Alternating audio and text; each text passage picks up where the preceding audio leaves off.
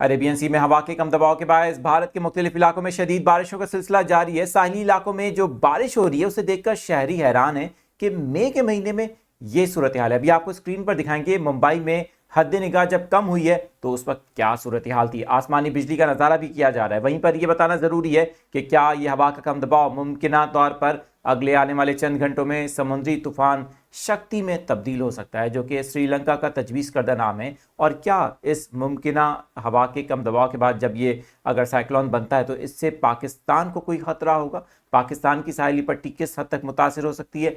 Possible impact Pakistan पर इसका क्या हो सकता है? स्टेप बाय स्टेप तमाम चीज़ें आपको बताएंगे। मैं हूं आदिल अजीज़ खानज़ादा, आप देख रहे हैं न्यूज़ 24/7 उर्दू। सबसे पहले देखिए मुंबई के मनासिर हैं जहां पर शहरी हैरान हैं कि मई के महीने में इस तरह की मौसमी सूरत हाल है।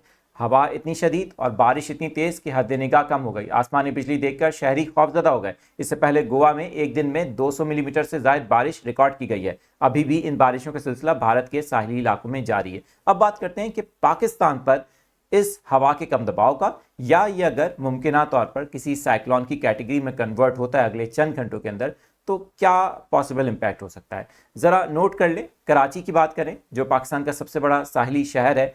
कराची में 24 तारीख से 24 मई 2025 से समुद्री हवाएं कट ऑफ होने के अच्छे इम्कान हैं, जिससे कराची में गर्मी की शिद्दत बहुत ज़्यादा हो जाएगी। पहला पॉसिबल इम्पैक्ट तो यही होगा। उसी के साथ साथ हम देखेंगे कि इसी तारीख से लेकर 31 मई तक जो सी कंडीशन है वो काफ़ी रफ रह सकती है। सी जो लहरें हैं समंदर की वहाँ पर काफ़ी ज़्यादा उसमें तुग़यानी आएगी, जिससे साहिली इलाकों में जो माहीगीर हैं और ख़ास तौर पर जो खुले समंदर में जाते हैं उन्हें काफ़ी मुश्किलात का सामना करना पड़ सकता है। और हो सकता है इसके हवाले से मज़ीद एडवाइजरी जारी की जाए और माहीगीरों से पहले ही कहा गया है कि वो एहतियात करें इस सूरत हाल के अंदर।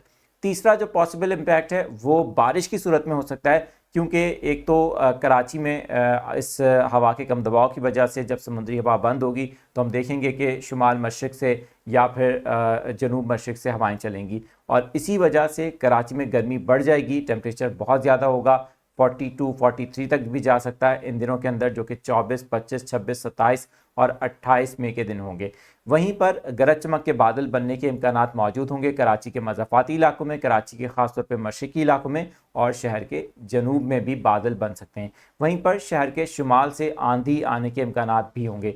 एक पॉसिबल इम्पैक्ट ये होगा। लेकिन इस सब के लिए ज़ाहिर है कि इस मुमकिना समुद्री तूफ़ान के हवाले से और हवा के इस कम दबाव के ट्रैक के हवाले से अभी कुछ भी कहना कबल इस वक्त होगा। हम सूरत हाल पर नज़र रखे हुए हैं, आपको वक्तन फ़वक्तन आगाह करते रहेंगे इसका ट्रैक क्या होता है और ये किस समत जाता है। अगर ये तूफ़ान बनता है, तूफ़ान शक्ति में कन्वर्ट होता है, तो फिर इसका ट्रैक क्या हो सकता है, मुमकिन तौर पर कहाँ लैंडफॉल कर सकता है। आने वाले दिन इस हवाले से काफ़ी अहम होंगे, इसलिए चैनल को सब्सक्राइब करके बेल आइकन प्रेस कर लें और वेदर की डेडिकेटेड वीडियोस के लिए ताज़ा वेदर अपडेट को भी ज्वाइन कर लें ताकि आपको ये अपडेट्स फौरी तौर पर मिलती रहें।